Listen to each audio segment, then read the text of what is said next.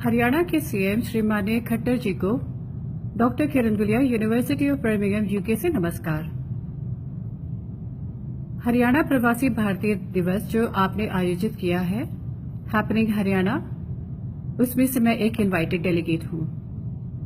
बहुत उत्साह और उम्मीद के साथ हम इस कार्यक्रम की वेट कर रहे थे। पिछले 10 दिनों में यही उत्साह दुख और परेशानियों में बदल गया है। पिछले साल जब मोदी जी यहां यूके में आए थे, उनके साथ मिलकर हमने विकसित भारत का सपना देखा था। उन्हीं के संयोजकों में से आप भी एक हैं। आपको चुनने में इसी 29% जाट समुदाय का भी हाथ है। इसी समुदाय के विचारधारकों में हम भी शामिल होते हैं। लेकिन विकास किसी एक समुदाय को आगे लेकर चलने से या किसी एक समुदाय को पीछे छोड़कर चलने से तो नहीं होगा।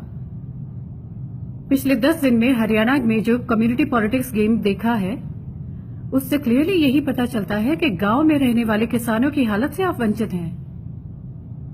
गांव के जवानों की हालत से आप वंचित हैं।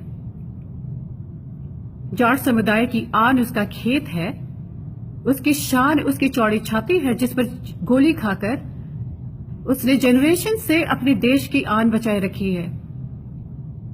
1991 में जब हमारे को रिजर्वेशन ऑफर की गई थी, हमने मना कर दिया था। 2016 में उसी रिजर्वेशन के लिए हम स्ट्रगल कर रहे हैं। 91 से 16 के बीच में क्या बदलाव आया है? किसी सरकार ने या आपकी सरकार ने कुछ जानने की कोशिश नहीं की। फ्रीडम ऑफ स्पीच, इसके नाम पर भड़काऊ भाषण देने वालों को आपकी सरकार ने नजरअंदाज किया। रिजर्वेशन की पॉलिसी से समुदाय का विकसित होना, इंप्लीमेंटेशन जो हुआ है, वो खुद ब खुद गलत साबित हो रहा है।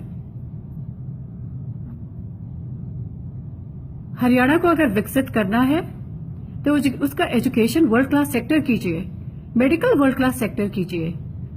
हर गांव में जाकर उन बच्चों को घरों से निकालकर उनको एजुकेट कीजिए, उनको नौकरी दीजिए, फिर वो चाहे किसी भी समुदाय का क्यों ना हो। विकास हरियाणा का तभी होगा। यही इस जाट समुदाय का मैसेज है, यही हमारी जाट समुदाय की पहचान है।